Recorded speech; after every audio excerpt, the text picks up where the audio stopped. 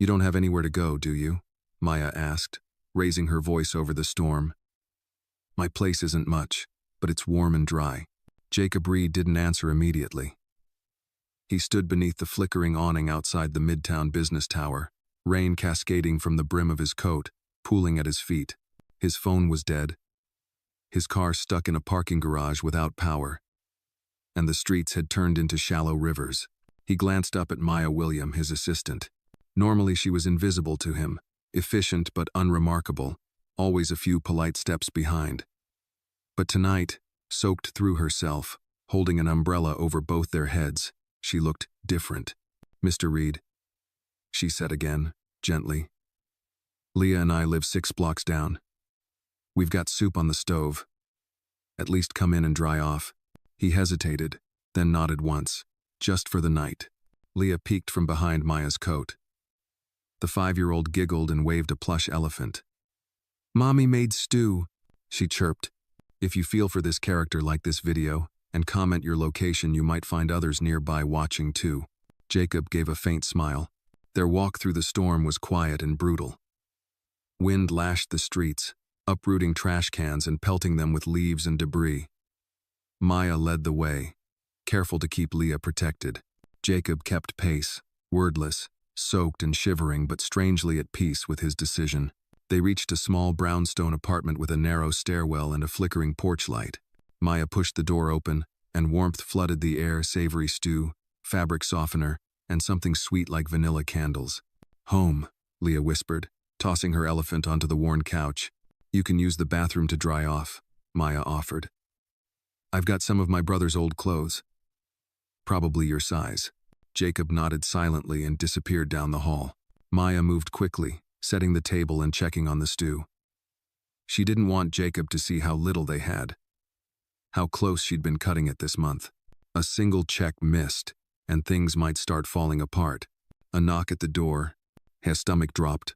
She opened it halfway, and there stood Mr. Grant, the landlord, a man in his 60s with a comb-over and a permanent scowl. Maya, he said sharply.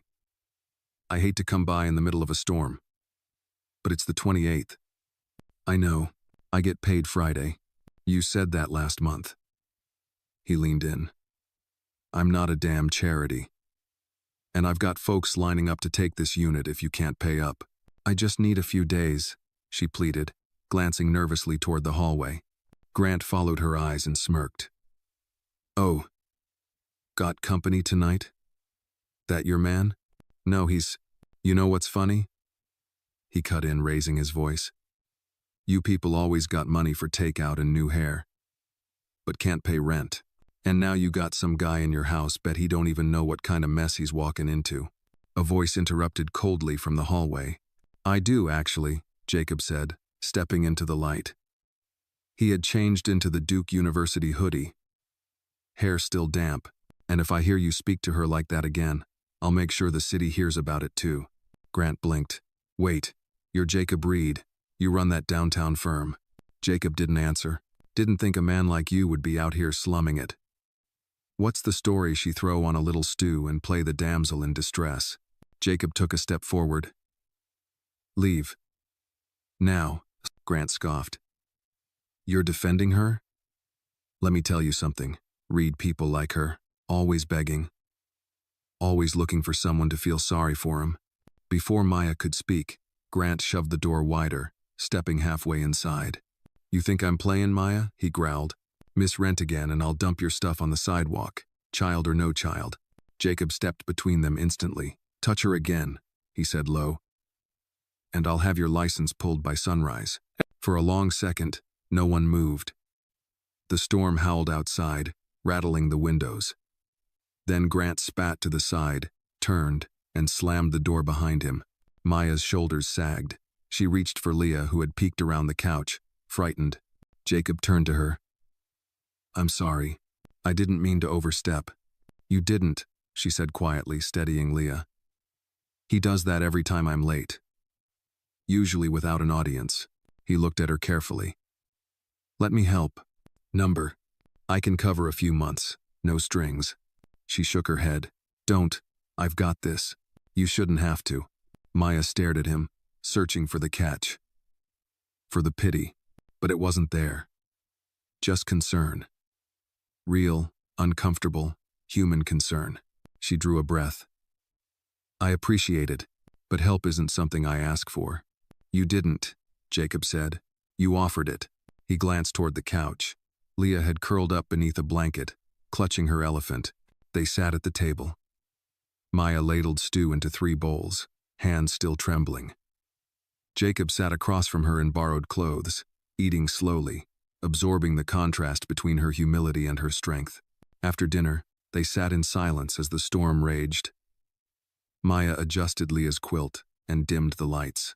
Jacob stood by the window, watching rain smear the city lights. It's been 4 years, he said suddenly, since my wife died. Flash flood. My son made it out. She didn't. Maya didn't speak. I haven't said that out loud in 2 years, he added. She stepped beside him. I'm sorry. Most days I pretend it didn't happen. I know that trick, Maya murmured, pretending to be made of iron. He looked at her again. Really looked.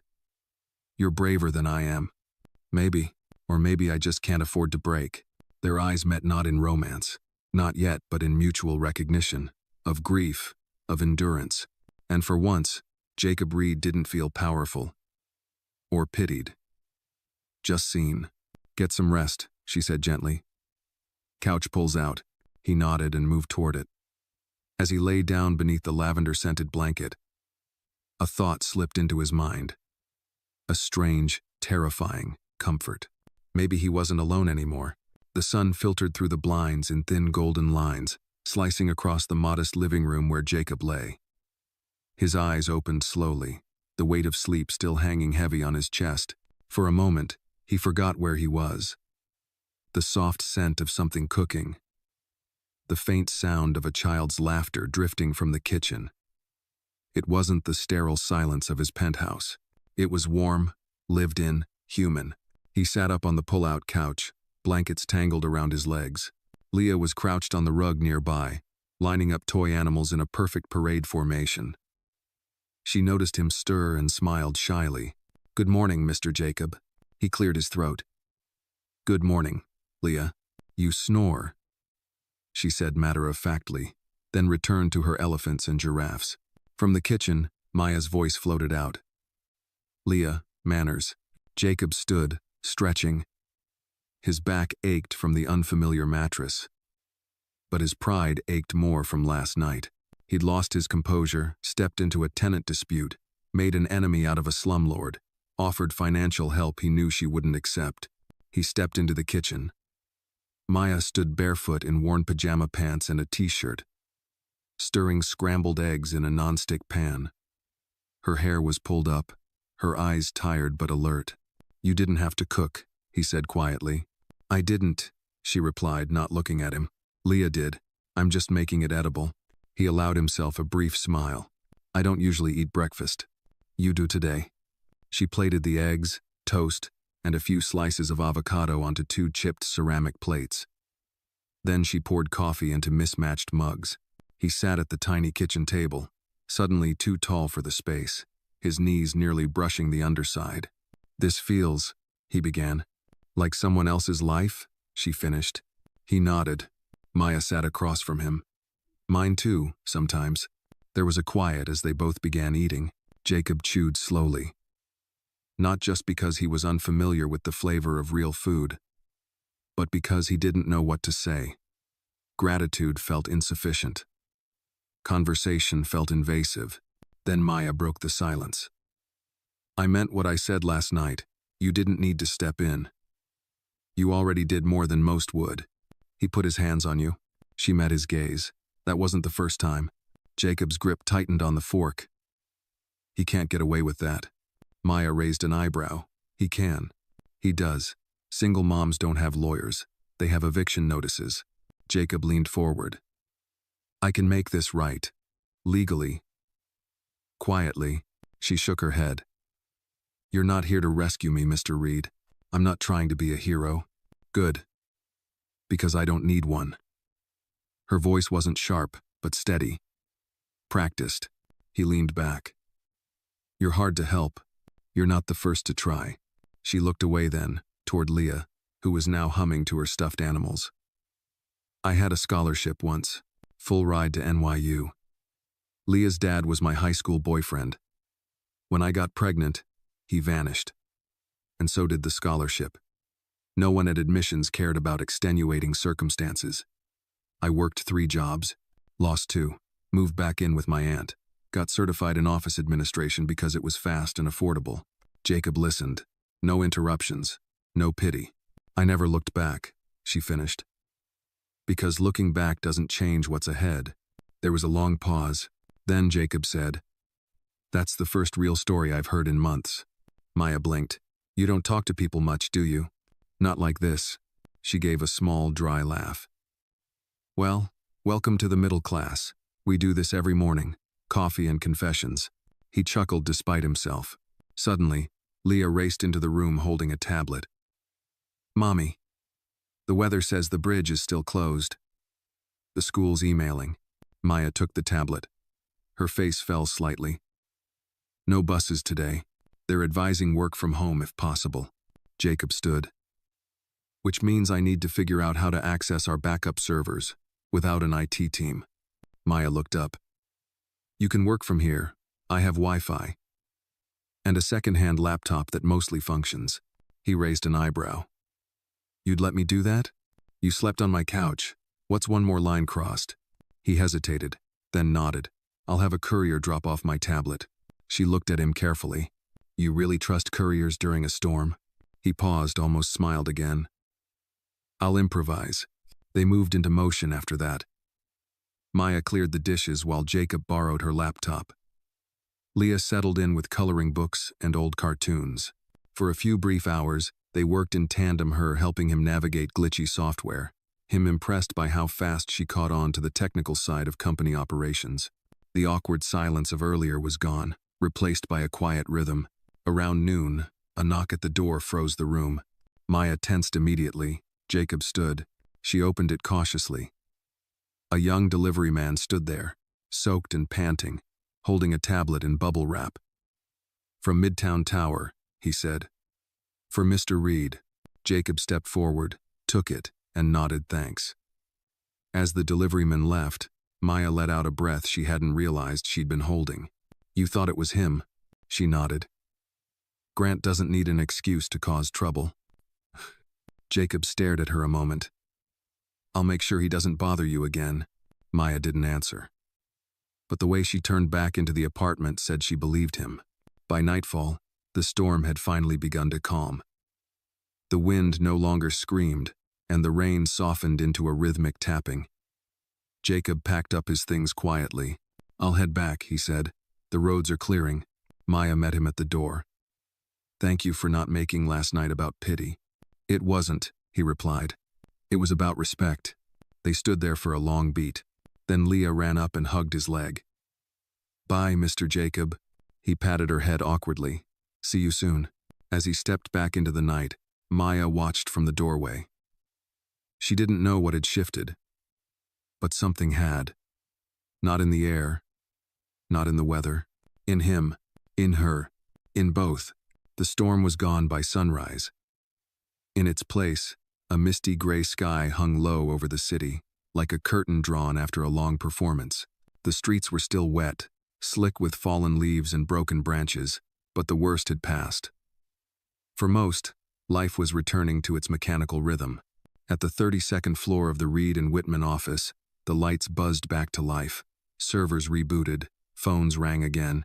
Employees filed in late and groggy, their commute still haunted by last night's chaos. Jacob Reed arrived at 8:03 a.m., as he always did. Hair combed, suit pressed, glasses clear of smudges. If anyone noticed the slight bags under his eyes or the slower cadence of his steps, they said nothing. He was the CEO, aloof, untouchable, and famously indifferent to small talk. But something was different. He didn't retreat to his corner office as usual. Instead, he paused near the admin desk. Maya's desk. She wasn't there. He glanced at the clock, then at the empty chair. Strange. 10 minutes later, she appeared breathless, coat wet, balancing a tote bag, a lunch container, and Leah's school folder under one arm. She looked composed, but he could see the edges fraying. The slight shake in her hand as she placed her things down, the barely hidden wince when she sat. Jacob stepped out of his office just as she was settling in. "You made it," he said simply. She looked up, startled. "Barely. School's still delayed, so I had to drop Leah off with my neighbor." He nodded. "I owe you a new umbrella." "I owe you a dinner not followed by threats of eviction," she replied dryly. His lips twitched. "We're even then." A pause. "Seriously," he added, voice softening. "Thanks for everything." She blinked at him, uncertain. "You're welcome." Then he retreated into his office, and Maya was left staring after him, trying to understand what had just happened. Later that day, a team meeting was called senior staff only. Maya was not invited, as usual, but as she was typing up minutes from another call, she caught the muffled sounds of raised voices coming from the conference room. "No, I'm telling you, she had the solution on Friday," someone was saying. "We just didn't listen. She's not qualified to make those decisions. She's an admin, not strategy." Jacob's voice cut in, then cold, firm. And yet she was the only one who had a working mitigation plan for the data server crash. The only one. Silence. Maya froze. Was he defending her? 20 minutes later, the door opened and executives filed out, most of them avoiding eye contact with her. Jacob didn't look at her either. He returned to his desk, loosened his tie, and began typing rapidly. Maya sat still, heart thudding. Not with pride, no. Something more dangerous. Hope. The rest of the day passed in a blur of reports and calls, but near closing time, a sharp heel click echoed through the office. It was Angela Cresswell, VP of Client Accounts, impeccably dressed, armed with a smile that never reached her eyes. "Miss William," she said sweetly. "A word?" Maya stood. "Yes, Mom?" Angela gestured toward the break room. Inside, she turned, smile still in place. "Let's not confuse acts of kindness with promotion tracks, shall we?" Maya stiffened. "Excuse me? I know you were helpful during the outage. But be careful. There's a difference between being competent and trying to play above your level." I didn't ask for anything," Maya said evenly. "No, but people talk. Don't let one night of soup and thunder give you illusions about your role here." Maya said nothing. She had heard this tone before in college, at every job interview that never called her back. In the way men like Grant smirked when she said, "My daughter." She met Angela's gaze. "I understand." Angela's smile widened. "Good girl." That night, as Maya packed up, Jacob approached her desk. "Got a minute?" She hesitated, then followed him into his office. He closed the door. "I need you to take over coordination for the Eastman project," he said. Her eyes widened. "That's a senior portfolio." He nodded. "And you've been doing the work already, just without the credit." She searched his face. "Why now?" "Because I made a mistake," he said simply. "And I don't intend to repeat it." She felt her throat tighten. "This isn't going to go over well." He folded his arms. "Let them come to me." Maya nodded slowly. "I'll need access to their back-end files. You'll have it by tomorrow." She turned to leave, then stopped. "Angela spoke to me today." "I know," Jacob said. She was warned. Maya met his gaze again. "You're changing things."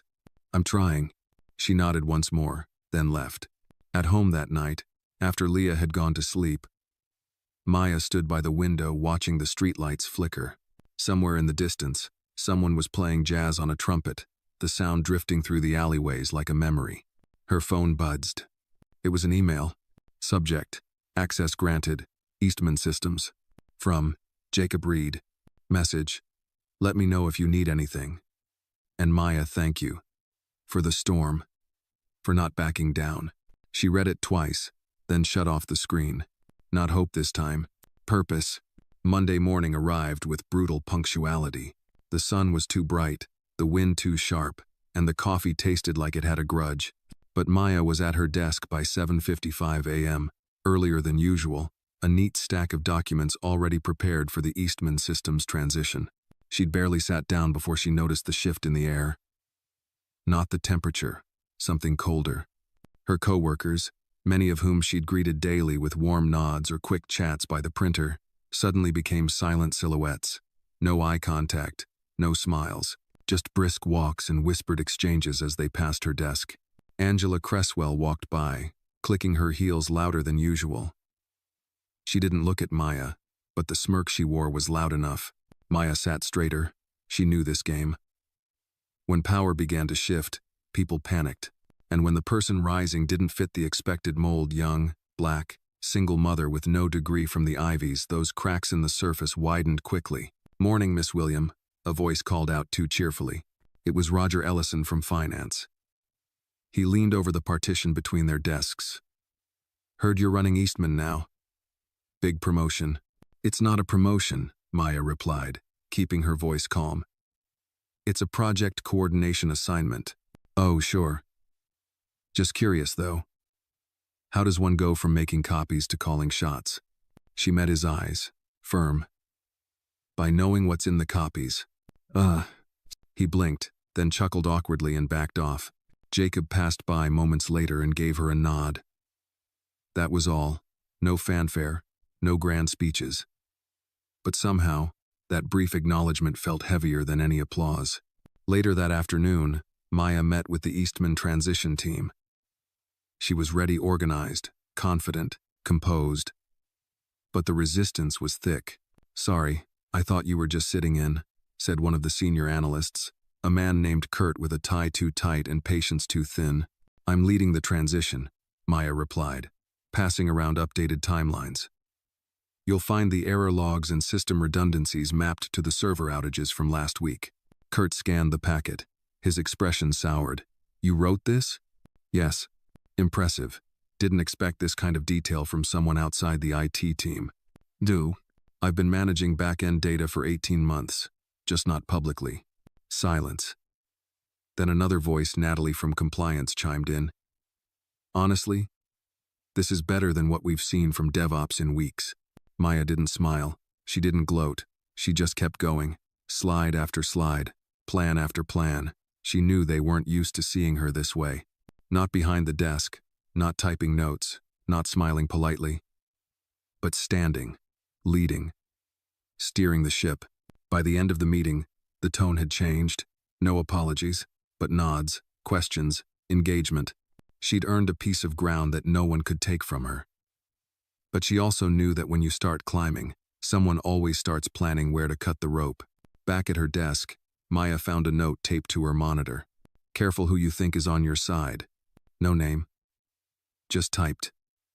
Left like a threat and a warning all at once. She tore it off, folded it once, and slid it into the bottom drawer. When Jacob returned from his lunch meeting, she knocked on his door. He looked up from his desk. "You good?" "No," she said plainly, "but I'm standing." He nodded. "Good. I got this," she added, "but I need to know something. Anything. Did you back me because I earned it, or because you felt guilty after the storm?" Jacob leaned back in his chair. His face remained unreadable for a beat. Then he said, "Both." She blinked. "I should have noticed your work months ago. I should have pushed harder, but it took watching you hold your daughter while someone threatened to throw you out just to realize I've been blind to a lot more than a broken server." Maya swallowed hard.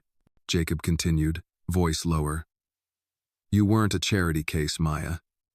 You were my blind spot. And I hate that it took a storm to see it." A long silence passed between them. "Thank you," she said finally, "for the truth." He nodded. "Just don't let the bastards win. Wasn't planning on it." As she turned to leave, he added, "Also, HR's processing your rate adjustment. It's not a title bump yet, but it's a start." She froze. "I didn't ask for." "You didn't have to." That night, at home, Maya pulled off her shoes and sank onto the couch with Leah curled against her side. "Mommy," Leah whispered sleepily, "did you fight bad guys today?" Maya smiled into her daughter's curls. "Something like that." Did you win?" She didn't answer right away, just held her close. "We're still standing," she said at last. "That's how winning starts." The next morning, Maya arrived at the office early again, but this time, not out of fear or anxiety. She was focused, determined.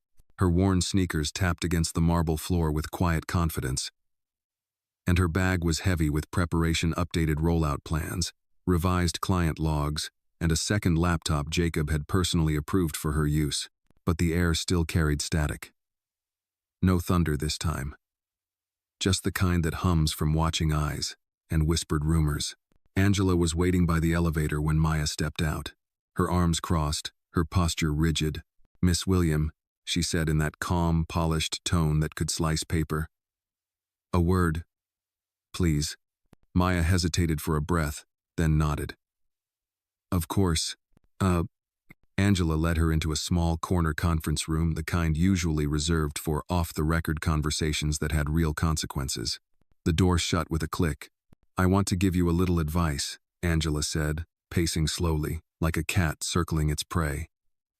"Not as a superior, but as a woman who's been here longer than you."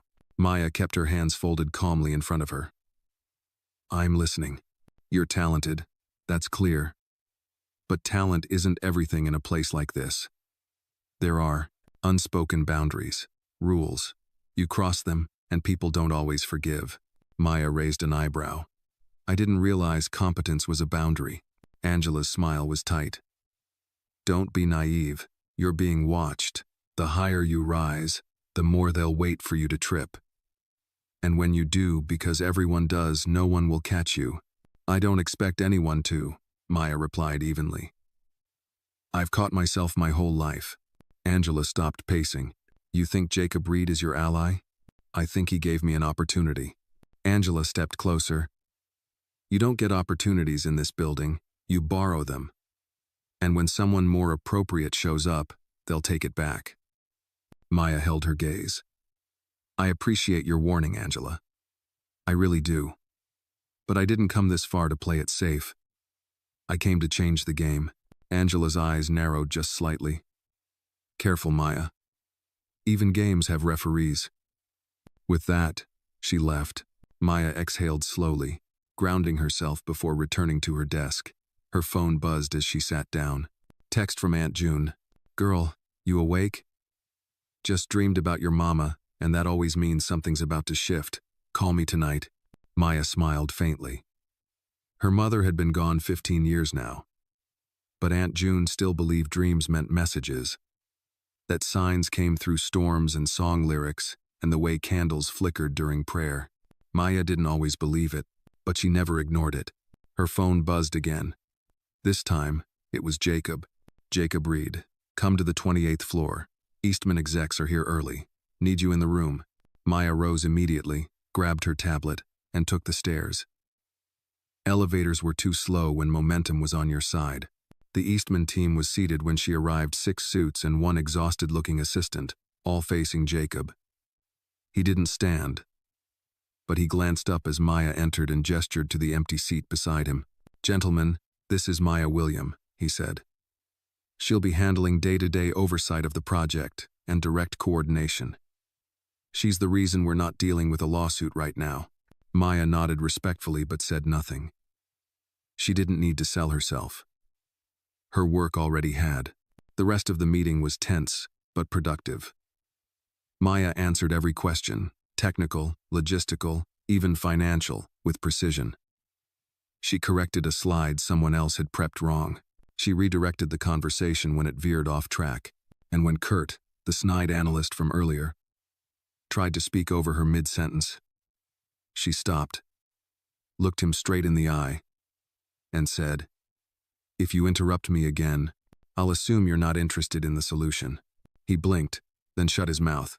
After the meeting, Jacob caught up with her in the hallway. "That was something. Too much?" "No," he said. "Not enough. Don't hold back." She laughed quietly. "You might be the only boss who's ever said that to me." They paused near the break room. The office buzzed around them, oblivious to the quiet shift happening in their orbit. "Can I ask you something?" Maya said. "Sure." "Why me? Why now?" Jacob folded his arms. "I used to believe competence was enough, that people would rise if they deserved to. But I've watched too many qualified people, especially women, especially people of color, stay stuck. While mediocrity got promoted, because it looked the part. He looked at her seriously. You don't just deserve this, Maya. You earned it. You just needed someone to stop pretending not to see it. For the first time since she started working at Reed and Whitman, Maya felt something dangerous bloom in her chest. Belonging. That night, Maya picked Leah up from her neighbor's place and walked the long way home, just to feel the cold wind on her face. Her daughter skipped ahead, humming to herself, her pink backpack bouncing with every step. Mommy, Leah called. Guess what I told Miss Carla today? What? That you're the boss now. Maya laughed, pulling her coat tighter. That's not quite how it works, sweetie. But you're in charge of the big project. I guess I am. Leah looked thoughtful. Does that mean we can get pizza on Fridays again? Maya smiled, heart full in a way she hadn't felt in years. You know what? I think we can. From somewhere behind them, the lights of the city flickered to life, soft, warm, steady. And for the first time in a long time, so did hope. By Thursday, the office tension had settled into something more sinister, quiet compliance. Maya noticed it in the way conversations paused when she walked by. The sudden stillness around the printer. The fake smiles stretched just a bit too tight. It didn't surprise her. She knew what silent resentment looked like. Success often wore the face of isolation, especially when it didn't come in the expected package. But what she didn't expect was the envelope waiting on her desk when she returned from lunch. No name. No return address. Just her full name typed across the front in capital letters. Maya William. Her stomach dropped. She glanced around the office. No one seemed to notice. She peeled the envelope open slowly. Inside, one photograph. It was grainy, clearly zoomed in from a distance, but the subject was unmistakable: her, standing outside her old apartment building, holding Leah's hand. Beside her in the photo was Jacob, mid-step, his coat flapping open in the wind. The timestamp in the corner marked the night of the storm. Attached was a sticky note with 4 words. How far will you go? Maya's hands trembled slightly as she tucked the photo and note back inside. She locked it in her bottom drawer, took a long breath, and walked straight to the restroom to splash cold water on her face. Was this intimidation, a threat, or worse, leverage? Back at her desk, she opened a new secure draft on her work email and started logging everything she could remember. The time she found the envelope, where it was placed, who had access to the floor.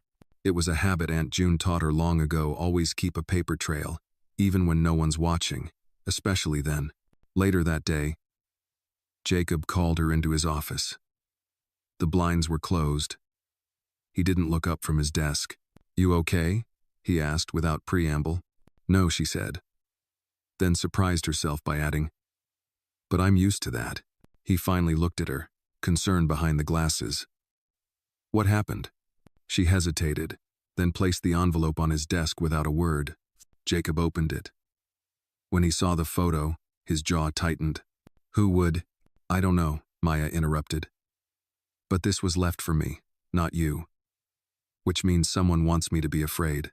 Jacob leaned back, thinking. It could be someone inside Eastman. Or someone here. Angela. She warned me to stay in my lane earlier this week. He frowned. Angela's many things, but she's not sloppy. This is a mistake, and mistakes come from fear. Or desperation, Maya added. There was a silence, heavy and electric. I'll handle this, he said finally. No, Maya replied firmly. I'll handle it. He stared at her. You said I earned this seat, she reminded him. Well, people are watching. If I run to the CEO every time someone tries to rattle me, they'll think I was just a favor. I need to deal with this. On my terms. Jacob hesitated, then nodded slowly. If anything escalates, you come to me. Immediately. I will. As she turned to leave, he added, and Maya? Yes? You're not alone. Not anymore. Her voice was quieter now. That's the part I'm still getting used to. The next morning, Maya took action.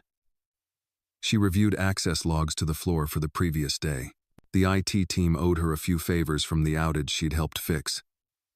She cross-checked badge entries and matched names against the time she left for lunch. One name stood out. Darren Lott, Junior Operations Analyst. Eastman consultant. She didn't know him well, he rarely spoke, mostly kept his head down. But she remembered a lingering look in the hallway. A pause too long by her desk. She made a copy of the security record and filed a report quietly, directly to HR's ethics division. She didn't name-drop Jacob.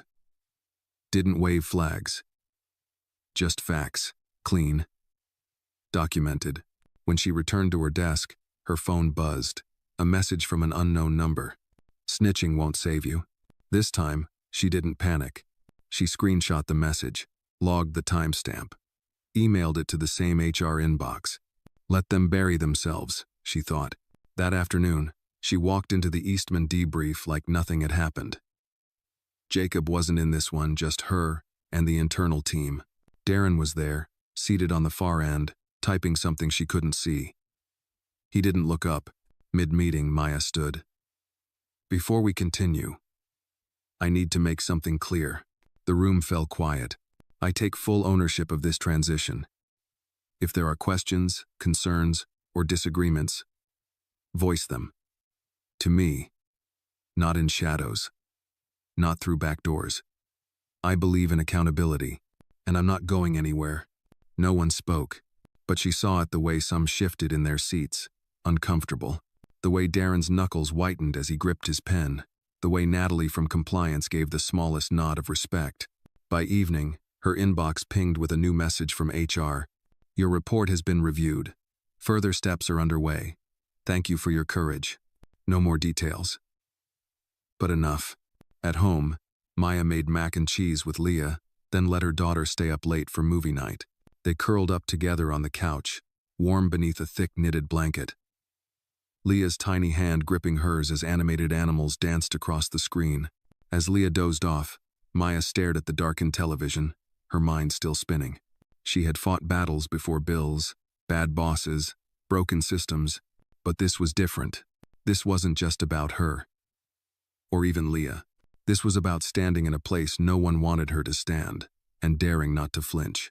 And for the first time, Maya didn't just feel strong. She felt ready for war. The following Monday began like any other, but Maya could feel it, something had shifted again. The usual passive-aggressive silence around her desk was replaced with an eerie stillness. Not hostile. Not quite. Just expectant. Like the office was holding its breath. She sat down and found an envelope resting atop her keyboard. This one bore no threat. No time-stamped photo, just her name, handwritten in clean, elegant cursive. She opened it carefully. Inside was a single page. Miss William, it has come to our attention that you've been the subject of unwarranted intimidation tactics during your time on the Eastman transition. While we are still investigating the extent of the misconduct, we want to assure you that your concerns have been taken seriously. The employee in question has been placed on administrative leave, effective immediately. Doe, you showed remarkable professionalism and discretion. We recognize your strength. HR will follow up regarding next steps. Please accept our appreciation for your courage under pressure. There was no signature, just a Reed and Whitman letterhead and a stamped HR insignia at the bottom. Maya stared at it for a long time. Her pulse slowed. Her breath steadied. She folded the letter, placed it gently into her bag, and powered on her computer. She'd survived the first wave, but she knew better than to think it was over. Around midday, Jacob appeared at her desk. He didn't ask if she'd received the letter. He simply handed her a folded note. Lunch, conference room B, 1 hour, bring the laptop. She raised an eyebrow, but nodded. When she entered the room, Jacob was already seated with his jacket off and sleeves rolled up. A box of Thai food sat between them. I didn't order, Maya said. I did. You always skip lunch when you're deep in project mode. Oh, she hesitated. That's oddly observant. I run a company. I notice patterns. They ate in silence for a few minutes before Jacob set down his fork. You handled that better than I could have, he said finally. Darren's suspension is official. Legal's already involved. I didn't want a scalp, Maya replied. Just a boundary.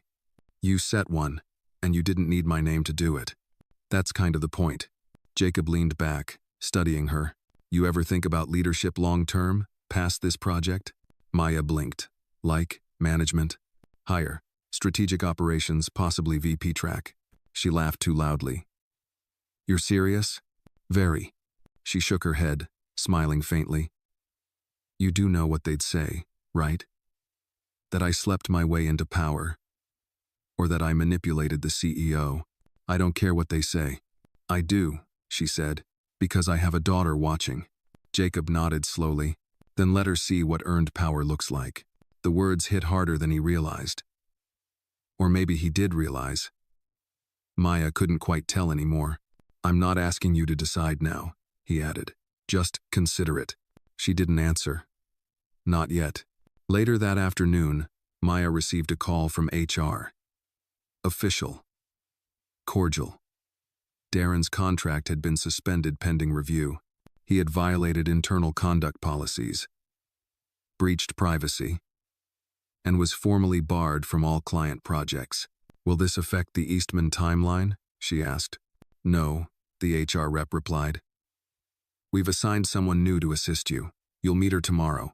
That night, Maya walked Leah to the corner store for groceries.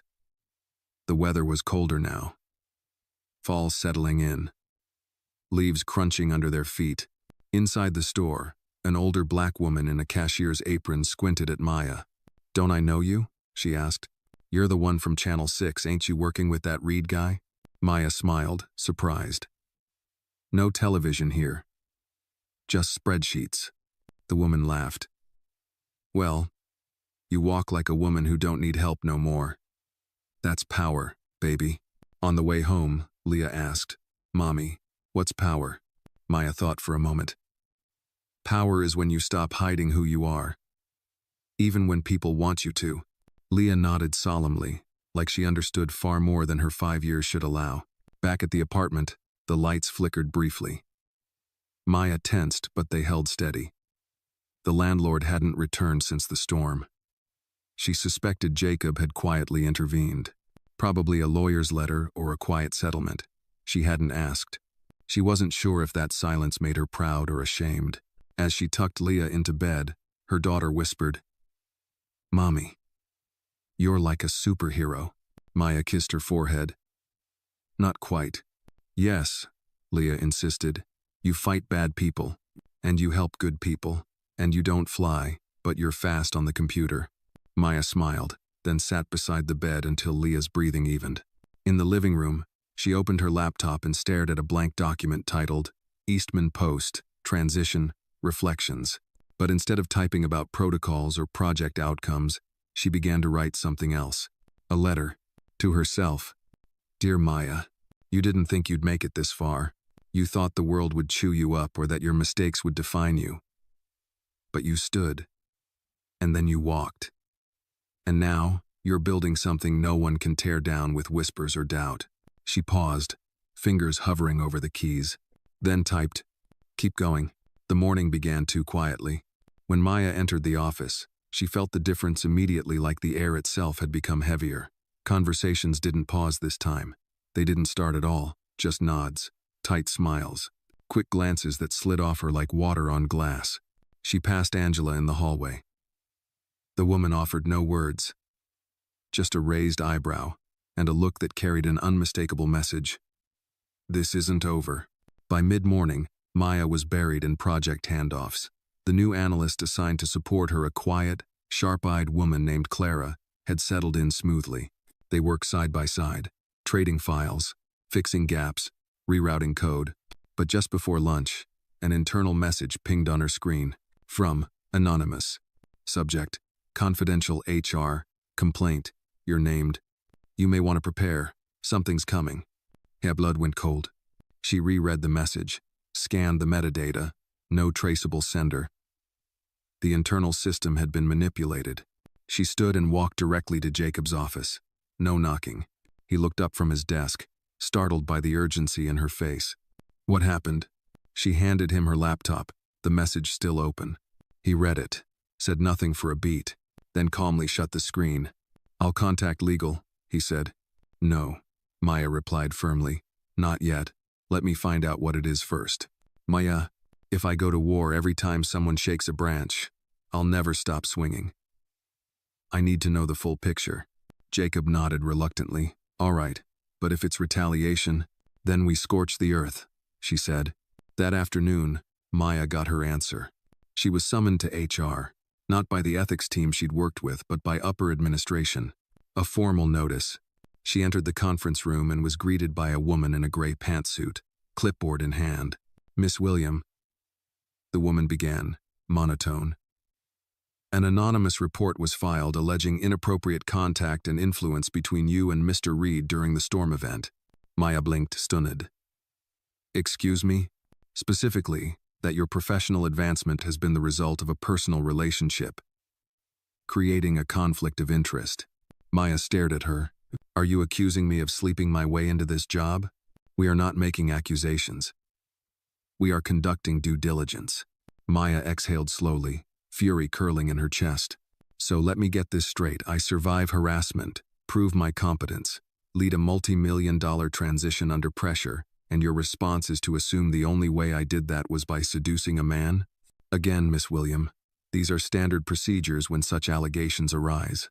She laughed, bitter and sharp. This isn't procedure. This is punishment. Someone couldn't take the fact that a black woman rose without asking for permission. The HR rep shifted uncomfortably. We'll be reviewing correspondence, call logs, badge access data, and may need interviews.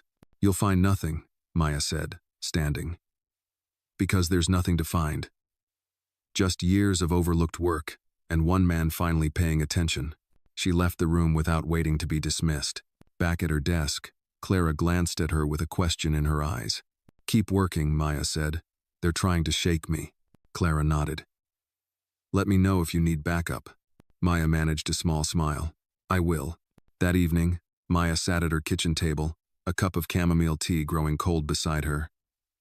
Leah was asleep. The apartment was quiet. Too quiet. She opened her email. From Jacob Reed. Subject, do you want me to fight this for you? She stared at the screen for a moment, then replied, Not yet. Let me speak. The next day, she requested time at the weekly all-hands staff meeting.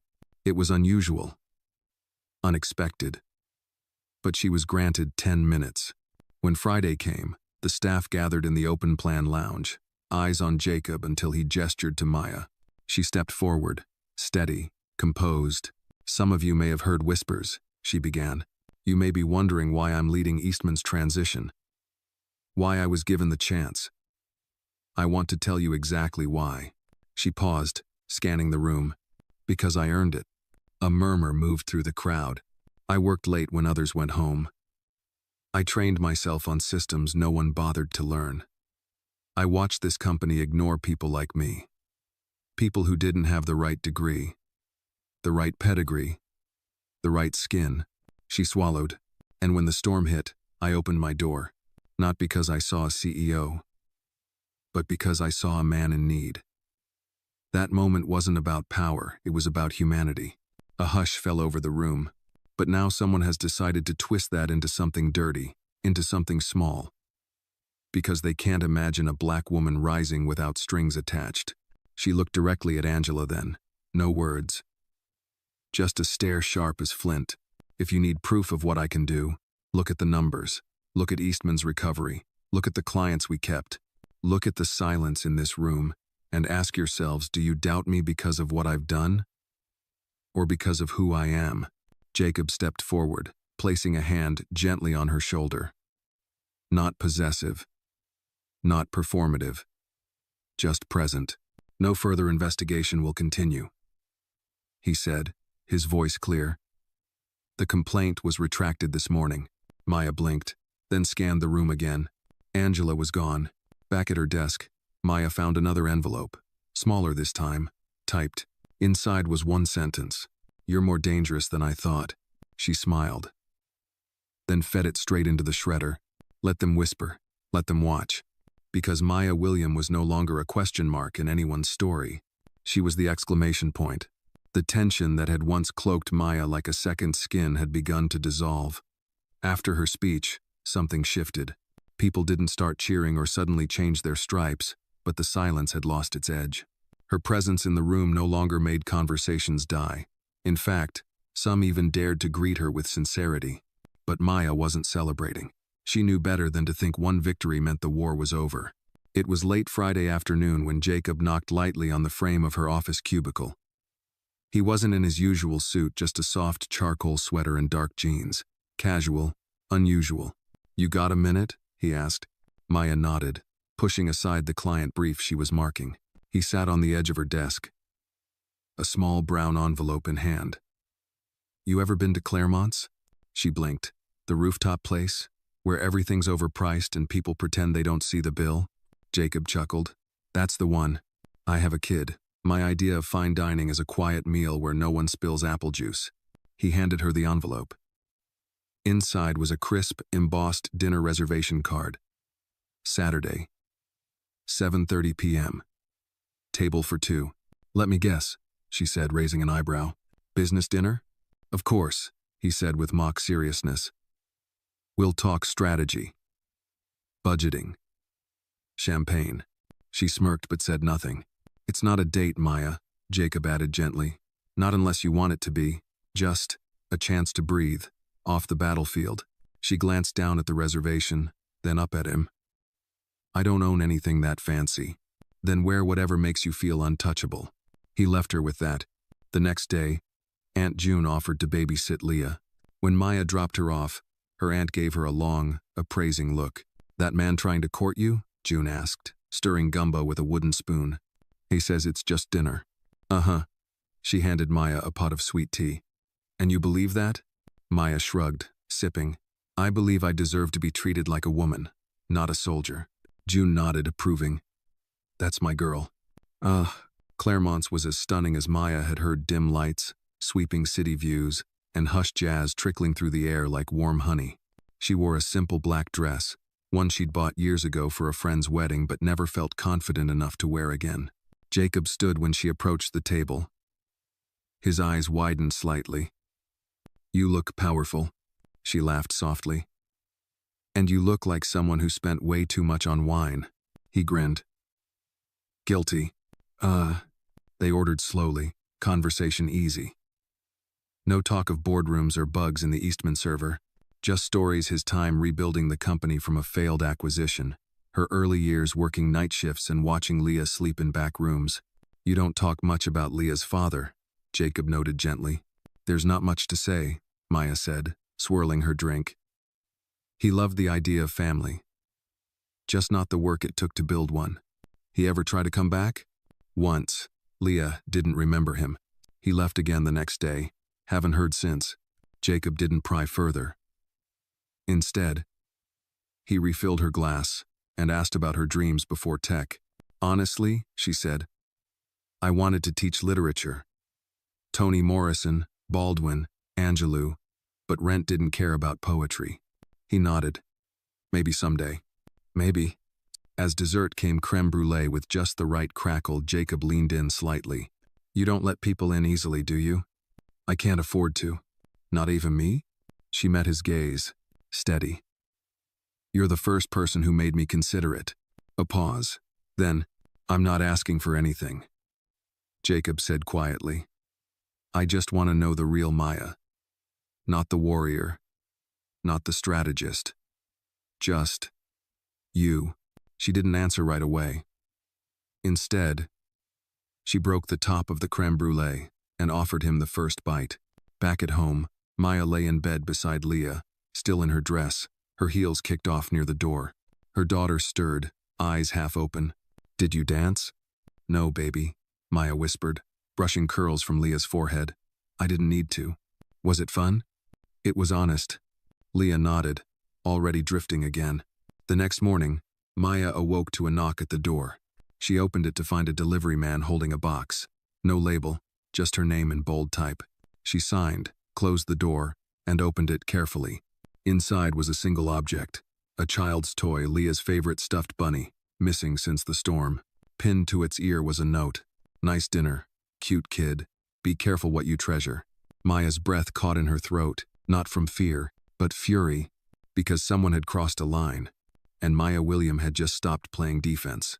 Maya stood frozen in the living room, the box still open on the coffee table. Leah's bunny sat there, innocent and familiar, but now stained with something vile fear laced into cotton. Her heart beat hard against her ribs, her eyes scanning every shadow in the room like they might betray her. Whoever had sent this didn't just want to scare her. They wanted to remind her that nothing in her life was off limits, not even her daughter. She picked up the toy, holding it gently, inspecting it.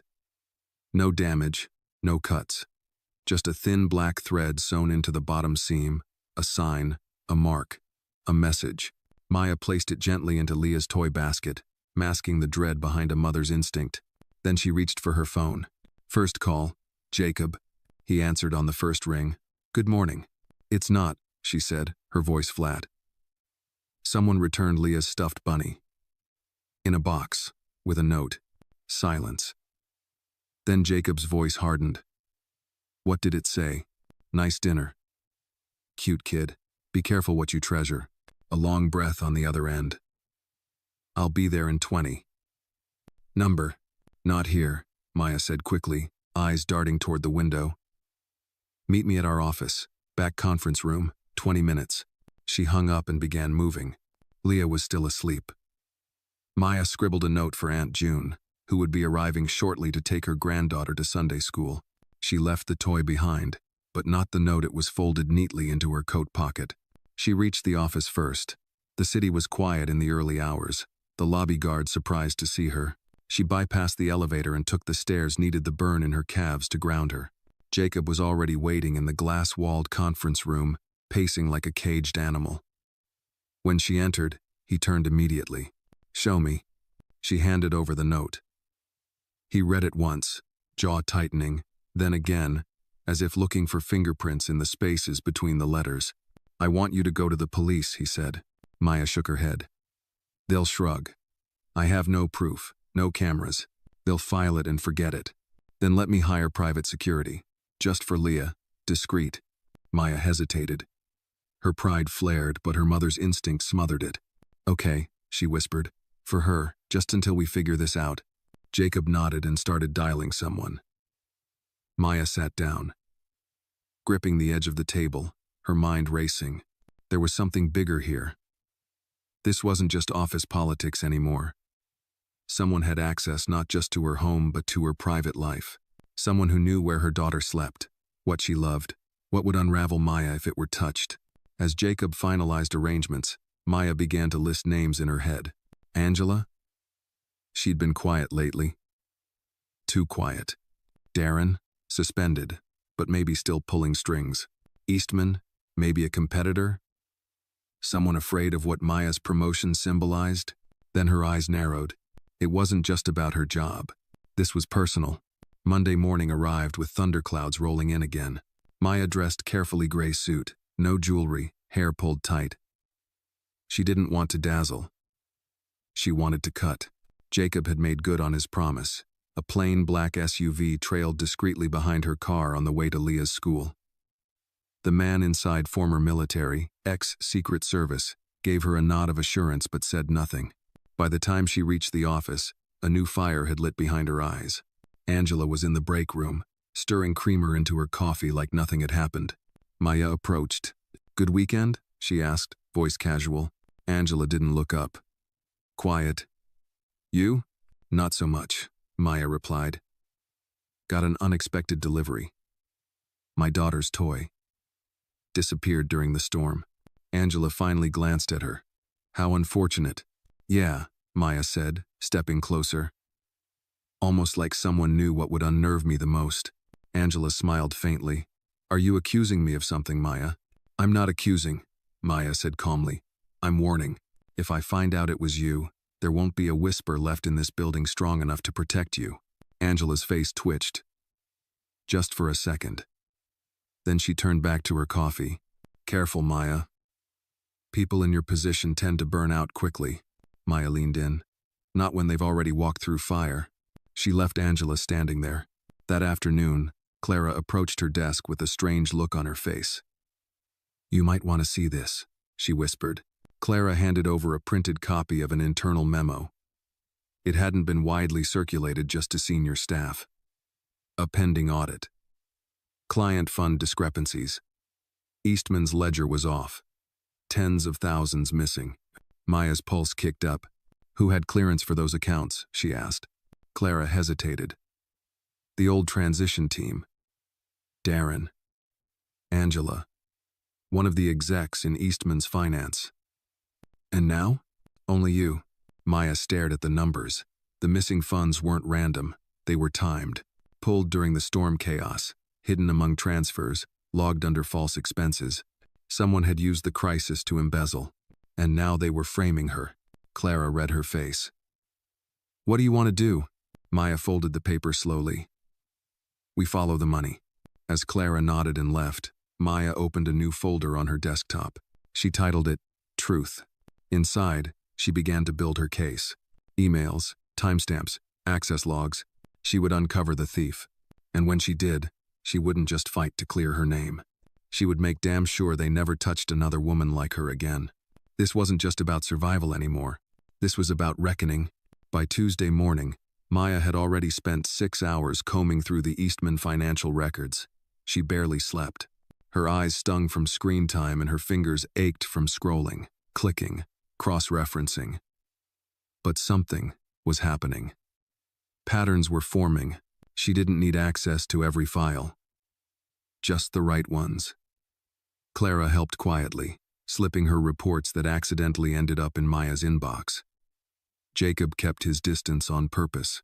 If he was too involved, it could look like collusion. Maya understood. This had to be hers. It was just after 9 a.m. when she found it. A line item from 2 months ago. A payment listed as Legacy Partner Fee. No such vendor existed in their system. The bank account it was wired to? Offshore. Cayman Islands. Flagged once before in a prior audit. By Angela. Maya felt the hairs rise on the back of her neck. She pulled every transaction tied to the fake vendor. They totaled over $92,000. Spread across 3 weeks, during Eastman's IT blackout, the same one she helped fix. She narrowed the access logs. Only 3 people had clearance at the time. Darren, Angela, and a temp from Eastman's finance team who'd been let go 2 weeks ago. It was a triangle, but one corner stood out more than the others. Angela. Maya stared at the screen for a long moment. She could take it to HR. Or legal. But if Angela caught wind too early, she'd bury the rest of the trail. Number. This needed to be done carefully. Deliberately. She picked up her phone. Clara, she said, I need your help setting a trap. That afternoon, Maya requested an unscheduled meeting with Angela, citing concerns about the Eastman final audit. She made sure the invitation looked vague enough to suggest incompetence, something Angela couldn't resist exploiting. They met in conference room 4B. No windows. A perfect stage. Angela arrived 5 minutes late, stiletto heels tapping like warning shots. She carried no laptop. Just her phone. Maya stood when she entered. Angela. Thanks for making the time. Angela smirked. Let's make this quick. I have another call in 20. Of course, Maya said sweetly. Just had a few questions about this vendor legacy partner fee. Angela didn't blink. Old contract. Before your time. Paid out as part of Eastman's restructuring. Interesting, Maya said, pretending to check her notes. Because that vendor doesn't exist in any database, and the funds were split into increments to avoid detection. The wiring pattern also matches the one used in a prior case you flagged last year. Angela's smile wavered. Are you accusing me of something, Maya? Maya leaned forward. Not yet. But I'm close. Angela crossed her arms. You're digging into things far above your clearance level. And yet, Maya said, sliding a file across the table. I found this. Your system access logs. You were logged in from Jacob's office the night of the first transfer. Angela's face changed. Subtle, but there. Maya waited. Angela's voice dropped an octave. You don't understand what you're playing with. There are people who protect me. People you can't touch. I don't need to touch them, Maya said calmly. Just you. Angela stood abruptly. You think you've won? You're a nobody. A charity case. The CEO dragged in off the street. And you're about to be a headline, Maya replied. Angela's nostrils flared. She stepped toward Maya, finger pointed. This job made you forget who you are. You're nothing but a temporary face for a diversity brochure. You. Before Maya could respond, the door opened. Jacob, and behind him, 2 members of legal and HR. Angela stunned. You set me up? No, Maya said softly. You walked in on your own. Clara appeared next, holding a tablet. Recording started when she admitted to using Jacob's access code. You triggered it with the phrase, "Protect me." That was the key phrase, Maya said. Angela's mouth opened, closed. Her eyes darted to Jacob, but his face was stone. You'll be placed on administrative leave effective immediately, said the HR rep. An internal audit will commence. Legal will follow up within 24 hours. Angela turned back to Maya.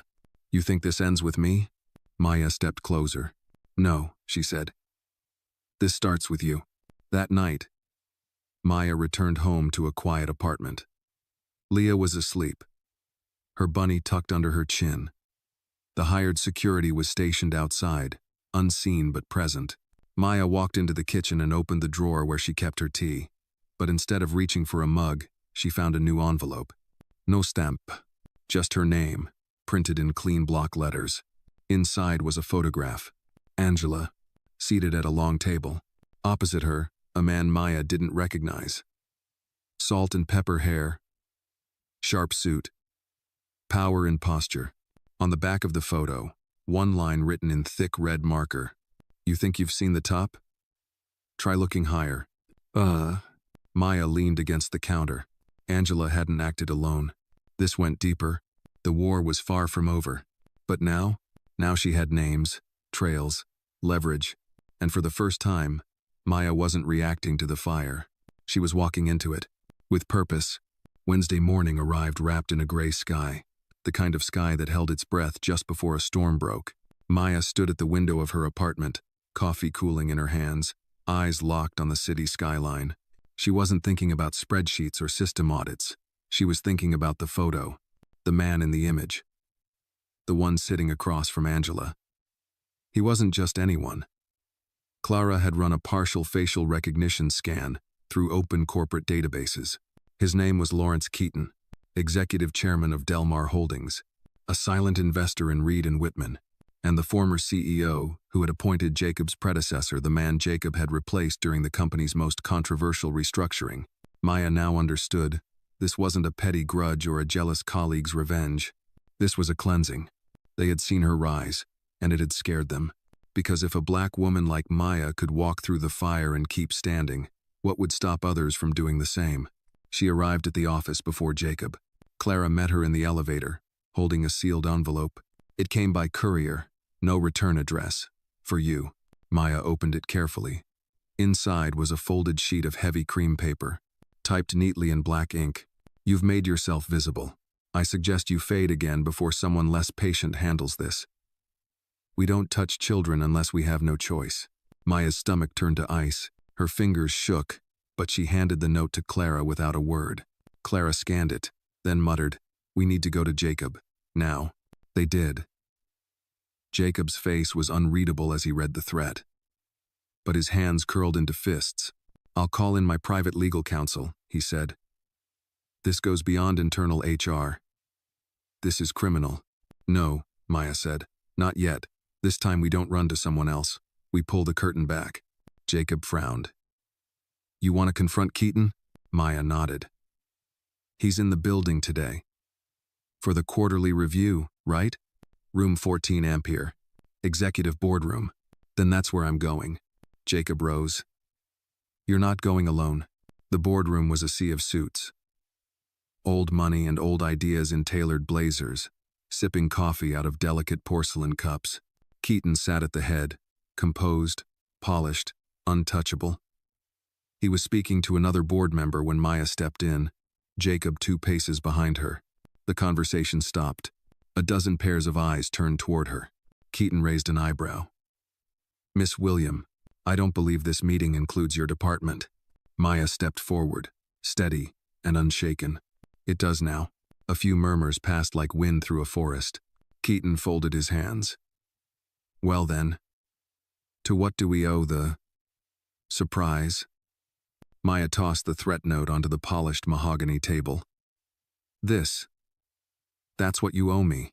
Keaton glanced at the paper, feigning confusion. I'm not sure what I'm looking at. Don't insult me, or yourself. Angela didn't act alone. She had backing. Financial, legal, logistical. From someone with access beyond her pay grade. A younger board member looked between them, eyes widening. Maya continued. You wanted me gone. You tried pressure, fear, manipulation. And now, threats against my child? That's your line? Keaton gave a slow smile. If you're making accusations, I suggest you bring proof. Otherwise, you risk slander. I don't need to prove what everyone here already suspects, Maya said coldly. You've weaponized silence for years, but I'm not afraid of the echo anymore. Jacob stepped up beside her. You're not just endangering Maya. You're putting this entire company at risk. Internal sabotage, fraud, financial theft. All under your watch. What happens when our clients hear about this? Keaton's eyes flickered, just for a second. Maya didn't stop. You think I'm the problem? I'm the storm you didn't prepare for. I'm not going to fade. A pause, long, tense. Then an older board member, Miss Patel, cleared her throat. I suggest we table this conversation for legal counsel, she said, glancing at Keaton. And that Mr. Keaton step out of executive operations until this is resolved. Gasps, a shift in the room. Keaton laughed, dry, dismissive. You'd take her word over mine? We're not taking anyone's word, Miss Patel replied. We're taking steps to protect the integrity of this company. Keaton's face hardened. He stood, straightened his tie, and gave Maya a look that held centuries of entitlement. This isn't over, he said. No, Maya replied. It's just beginning. Later that afternoon, Maya sat at her desk. Her phone buzzed. A message from Clara. Security footage confirmed. Keaton met Angela 3 separate times in a private conference suite, no meeting logs filed. We have time-stamped stills. And then, from Jacob, he's out. Board voted. Temporary removal pending investigation. We'll talk tonight. Proud of you. Maya stared at the messages, her fingers hovering over the keyboard. She didn't reply. Instead, she looked out the window at the city stretched before her. So many women like her walked invisible every day, doing the work, holding the line, silenced by fear, bent by pressure. But not today. Today, the silence broke, and in the space it left behind, Maya William found her voice. Thursday morning sunlight spilled across Maya's desk, softening the sharp lines of tension still hanging in the air. But there was no softness in her today. Not anymore. What she had done in that boardroom was seismic. Keaton's influence had cracked. The quiet gasps, the sidelong glances, the hushed conversations in corridors, it all confirmed what Maya already knew. Something had shifted. Permanently. Still, she didn't relax. Jacob dropped by with coffee, handing her a cup like it was a peace offering. Black. 2 sugars. The way warriors drink it. She managed a tired smile. Thanks. I needed this. He sat across from her, his own cup steaming. The legal team is moving fast. Keaton's name is off internal accounts, and the external press hasn't caught wind yet. That's temporary, Maya said. The truth always leaks. We just have to control how. Jacob nodded. I've started drafting the internal memo. When we go public, I want it framed as a culture correction led by integrity, not scandal. Maya stared at him for a long beat.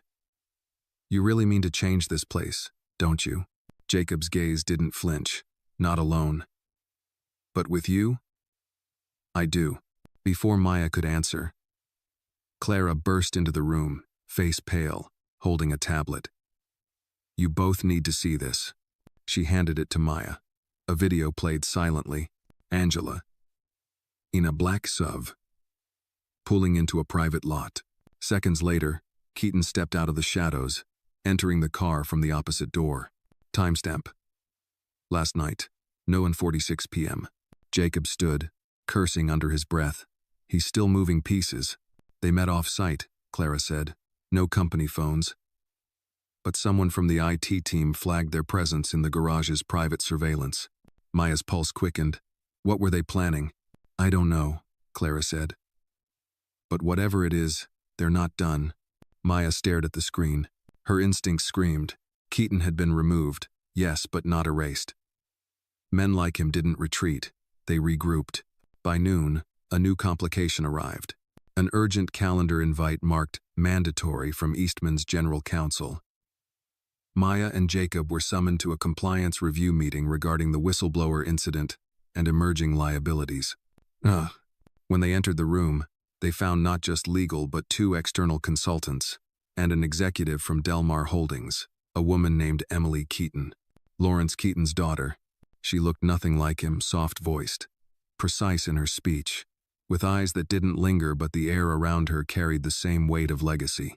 Thank you both for attending, she said smoothly. We're here to ensure transparency following Mr. Keaton's temporary removal. Delmar Holdings retains partial ownership of Reed and Whitman, and our interest is in resolution, not retribution. Maya nodded slowly. Then you're in the wrong room. This isn't about retribution. It's about consequences. Emily smiled, untouched. You've been through quite a bit, Miss William. I respect that. But surely you understand how dangerous it is to let emotions drive executive decisions. Maya sat forward. And surely you understand how dangerous it is to ignore institutional rot. The room went quiet. Jacob interjected. We're not here to debate authority. We're here to correct a power imbalance that's gone unchecked. Emily's expression didn't change. As long as you remain focused on truth and not spectacle, we're aligned. But Maya saw the veiled warning in her words. As they left the meeting, Jacob muttered, They're circling the wagons. She's not just cleaning up, she's covering tracks. Maya was already steps ahead. We need more. Keaton's just a symptom. Emily's the scalpel. Later that night, Maya sat in her apartment, watching Leah sleep. The city buzzed below, neon lights flickering like nervous energy. Her phone buzzed quietly beside her. A message from an unknown number. We should talk. You're not the only one he tried to silence. Attached was a video. Maya clicked. Grainy footage. A hotel conference room. Keaton speaking to a young woman nervous. Holding a folder. His hand on her shoulder, his mouth close to her ear. Then her stepping back, shaking her head. Then him slamming his hand down on the table. The clip ended. Another message followed. He buried me in NDAs. But I kept the footage. Meet me. No cops. I'm risking everything. There was an address. A small bookstore in Brooklyn. 10 a.m. the next morning. Maya stared at the screen. Keaton had silenced more than just threats to his empire. He'd silenced women. Victims. This wasn't just a financial scandal. It was systemic. At dawn, Maya stood at the kitchen counter, pouring coffee into a travel mug. Her hands didn't shake this time. Jacob arrived minutes later to pick her up. You sure about this? He asked, eyes searching hers. I'm sure we're not backing down. He nodded. As they drove toward Brooklyn, Maya looked out the window, heart steady. This wasn't just her story anymore. It was about every woman who had been told to sit down, shut up, or be replaced. Every mother who feared for her child while carrying the weight of silence. Every voice that had been whispered away. And as they pulled into the bookstore parking lot, Maya knew one thing for certain. Keaton had underestimated the fire he'd lit. Now, he was going to burn in it. The bookstore smelled of old paper and rain. The bell above the door jingled softly as Maya and Jacob stepped inside. It wasn't much a narrow space packed tight with used books. Dimly lit by warm yellow lamps, the kind of place where secrets might sit on shelves, waiting to be discovered. Behind the register, a young woman looked up and gave them a quick nod before jerking her chin toward the back. No words. Just a gesture. Maya's boots echoed faintly on the creaky wooden floor as she followed the path between shelves. Jacob walked behind her, silent but alert. At the very back of the store, past a display of dog-eared paperbacks, sat a small reading nook. And there she was, the woman from the video. Her name was Tasha. Early 30s. Hair in tight coils, face tired but strikingly composed. She wore no makeup, just a long gray sweater and jeans, the kind of clothing meant to disappear in. "Thanks for coming," she said without rising. Maya sat opposite her. Jacob stood nearby, arms crossed. "You're the one who sent the clip?" Tasha nodded. "Yeah, took a risk. My NDA is still active, but I've reached a point where silence feels more dangerous than the truth." Maya didn't speak yet. She just listened. "I was an assistant in Keaton's private consultancy, back when he stepped away from Reed and Whitman the first time," Tasha said, her voice steady but low. "He handpicked women, young, smart, desperate for a foot in the door." Her eyes didn't blink. "He called it mentorship, but it wasn't." Maya leaned forward slightly. "He harassed you?" Tasha gave a hollow laugh. "That word's too polite. He coerced, threatened, and when I pushed back, he made sure I couldn't find work for a year. I lost my apartment, my savings, my voice." Jacob exhaled slowly. "And the footage?" Tasha reached into her bag and pulled out a flash drive. "A friend worked maintenance at the hotel. He made a backup before the feed was wiped. I've held on to it for years. Didn't know if I'd ever use it." "Why now?" Maya asked. "Because I saw you," Tasha said quietly. "In that boardroom. Standing there. Not flinching. I thought if you could face him, maybe I could help end him." Maya took the flash drive, her fingers brushing Tasha's. "You're not alone anymore." Tasha looked away, blinking fast. "But I am exposed. If this goes public, and Keaton's people trace it, you'll be protected," Jacob cut in firmly. "I'll make sure of it." Maya reached into her coat and handed Tasha a card. "This is a journalist I trust. Old school.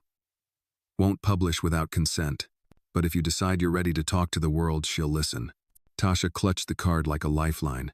They sat a moment longer, the quiet between them filled with something heavy but hopeful. Then Maya rose. "This isn't over," she said, "but you've already done the bravest part." As they left the bookstore, the air outside felt different, lighter but charged. "What now?" Jacob asked. Maya glanced at the flash drive in her hand. "Now we make it impossible for them to hide." By late afternoon, Clara had secured a secure terminal for Maya to review the footage in full. Maya sat alone in a locked conference room, headphones on, watching the silent play of cruelty and manipulation unfold in grainy detail. Tasha's footage wasn't the only one. The drive contained 4 other segments, different women, different years. Same pattern, same man.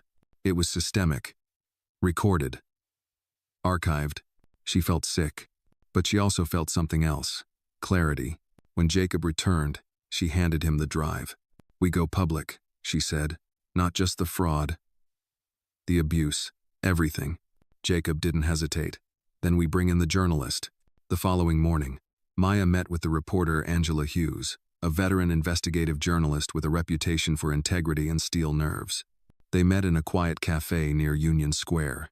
Hughes didn't bring a camera, just a battered notepad and 2 pens. Maya told her everything. From the day Keaton first sent a veiled threat through a child's toy, to the financial manipulations, to the footage Tasha had unearthed. She named names, dates, patterns. When she was finished, Hughes closed her notebook slowly. "This is career-ending for Keaton." "It should be," Maya replied, "and it should be career-saving for every woman he tried to silence." Hughes nodded. "I'll need confirmation, witnesses. But if this checks out, it's going to shake the floor." "Good," Maya said. "Let it." As she walked back to the office, her phone buzzed again. A message from an unknown number. "You think this helps you? But you've declared war. Careful who you trust." She stared at the screen, then deleted the message. She wasn't playing defense anymore, and she wasn't afraid of war. She was already in it. But this time, she had an army. The article dropped on Sunday morning. Angela Hughes's exposé filled the front page of the Atlantic Chronicle under the title, "The Empire of Silence. Abuse, Power, and the Women Who Refused to Vanish." The story wasn't sensational. It was surgical. Facts layered with emotion. Testimonies protected by anonymity.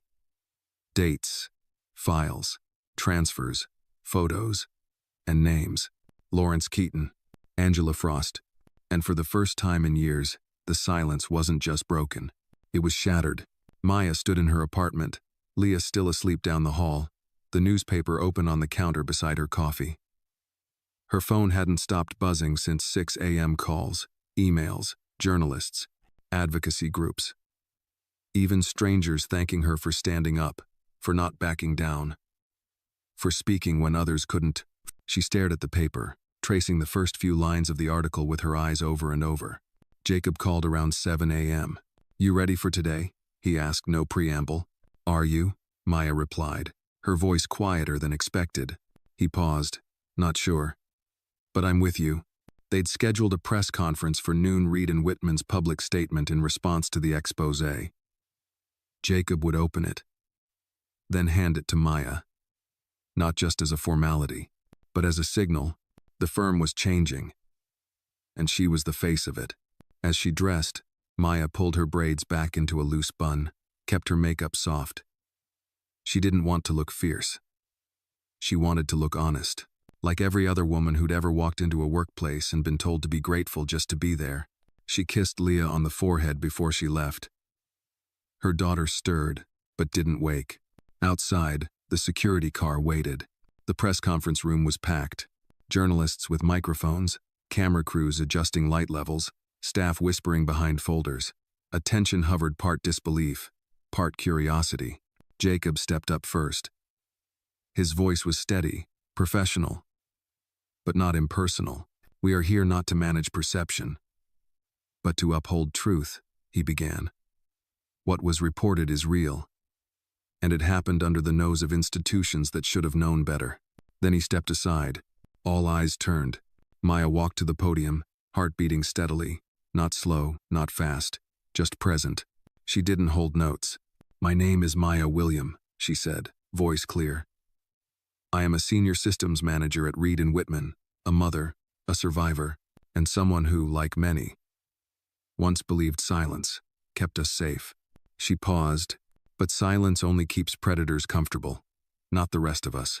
Cameras clicked, pens scratched. "I am not special. I am not brave because I spoke.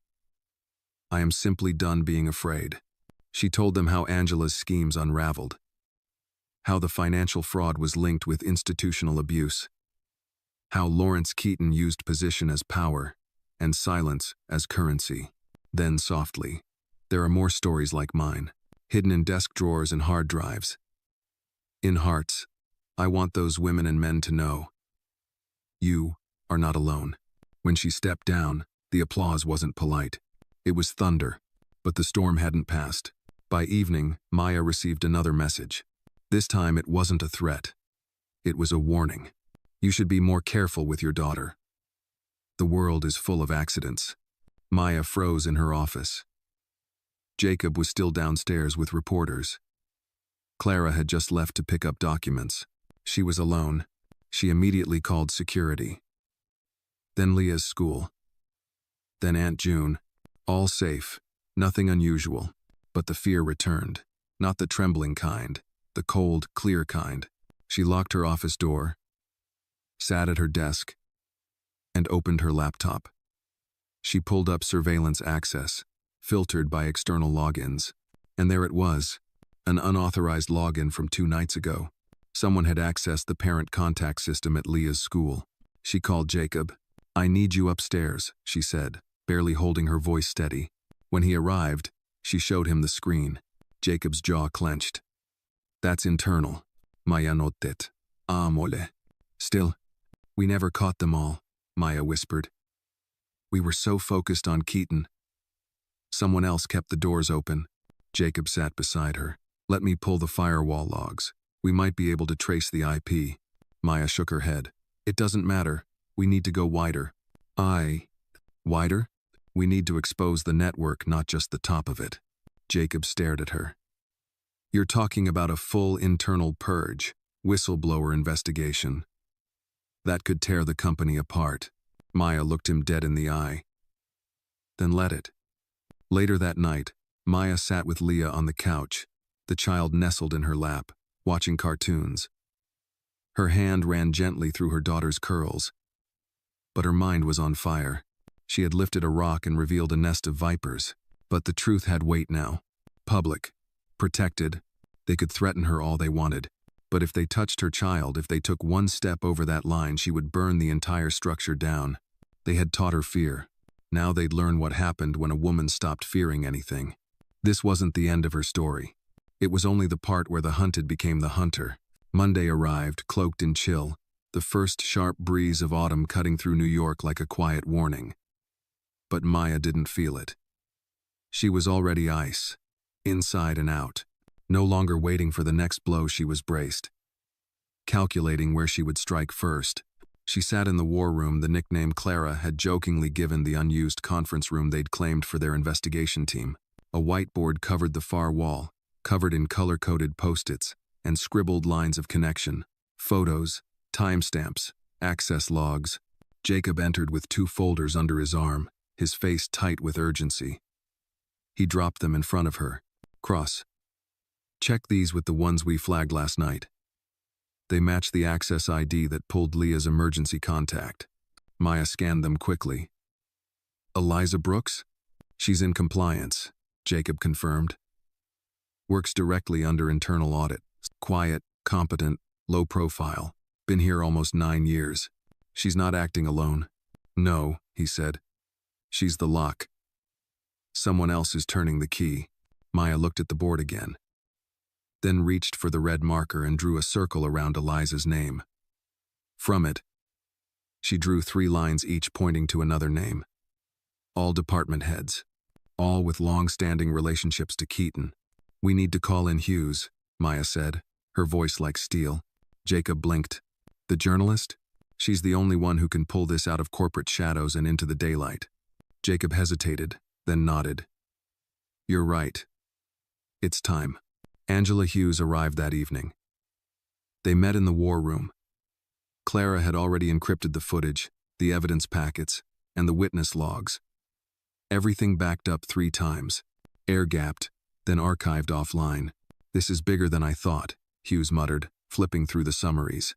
You've uncovered a decades-old network of mutual protection and hush culture. We think Keaton built it years ago, Clara said. But when he stepped down the first time, others carried it forward. Grew it. Sophisticated it. Maya stepped in. They made abuse a business model. Suppression. A skill set. Hughes looked up. And you're sure you're ready to go public with this? Maya didn't flinch. I was born ready. I just had to remember it. 3 days later, the second expose went live, titled The List, the secret network that protected power. It exposed not just Keaton, but the machinery behind him. Internal documents, backdoor hiring practices, whistleblower complaints that vanished, surveillance abuse, legal intimidation. Tasha's voice was anonymized, but powerful. 3 more former employees came forward. Men, women, all with stories that matched, like broken mirrors reflecting the same source. The company scrambled. Eliza Brooks was arrested within 24 hours for illegal data access and endangering a minor. The remaining 3 department heads were suspended, pending full investigation. The board called an emergency meeting.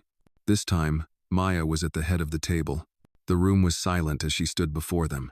You didn't just fail us, she said calmly. You created conditions where abuse thrived, where predators were promoted, where silence was incentivized and integrity punished. One board member spoke, voice shaking slightly. And what would you have us do, Miss William? Resign en masse? No. Maya replied. I want your signatures. On a binding agreement. Full external audit. Internal ethics overhaul. Survivors fund. And every future executive will answer to an independent oversight committee. There was muttering, discomfort, but no one argued, because they knew. She wasn't asking. She was declaring. By Friday, Reed and Whitman had become the story on every major network. Not for scandal, but for transformation. For courage. For cleaning house. Maya was invited onto CNN. She declined. But she released a statement, handwritten. "I don't want to be a symbol. I want to be the reason no one else has to be one." That quote trended for 2 days. Donations poured into nonprofit legal defense groups. Young women across the country began tagging Maya in their posts. Numbers she didn't fade. It wasn't a movement yet, but it was a moment. Late one night, after Leah had gone to sleep, Maya sat on the fire escape, legs pulled to her chest. Jacob joined her minutes later, holding 2 mugs of tea. "Still don't like coffee this late," he said, offering one. She smiled faintly. "Thanks." They sat in silence, watching the city shimmer beneath them. "Think it'll stick?" he asked quietly. "The change?" Maya looked down at her hands, then out at the skyline.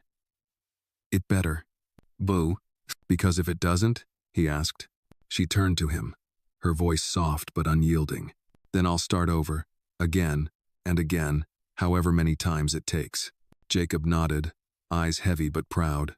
"You know," he said after a while, "I used to think power was about control, position, leverage. And now?" she asked. He looked at her. "Now I think it's about the ability to protect, and the courage to use it." Maya didn't say anything, but in the dark, her hand found his. For the first time in months, she allowed herself to breathe, not because the fight was over, but because she knew without doubt that she could win the next one.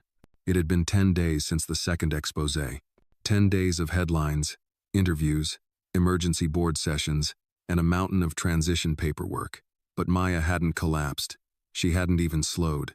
Her body ached, sure fatigue weighing down her bones, but her resolve had never been clearer. The air around her felt different now, not lighter, just cleaner. No longer tainted by fear. But as she walked into the office that morning, a chill ran down her spine. There was something in the air. Not quite a presence, but a tension. A held breath. Clara met her at her door, holding her tablet close to her chest. "We have a situation," she whispered. Maya's heart didn't skip, it steadied. "What happened?" "Jacob's office was broken into last night." Maya's eyes darkened. "Inside job?" Clara nodded. "Nothing's missing, officially. But the security team found the door lock manually overridden. No signs of forced entry. Just precision. Surveillance? Blacked out, only on that floor. 30 minutes, exactly." Maya didn't speak. She didn't need to. They were still in it. Jacob was pacing when she entered his office. "They left this on my desk," he said, holding up a white envelope. Maya took it from him slowly. Inside was a single sheet of paper, typed, cold. "You've cleaned the surface, but rot lives in the foundation. Stop digging, or we'll start burying." Maya inhaled sharply, not out of fear, out of rage. Jacob met her eyes. "They know we're close. We scared them." Maya set the paper down and looked around his office. "No more secrets. From here on, everything we do, we document. We share. If they want to bury us, we'll make sure the world already knows what we've found." Clara entered behind her, hesitating. "There's more." Maya turned. "Go ahead." "A contact from the inside. Anonymous.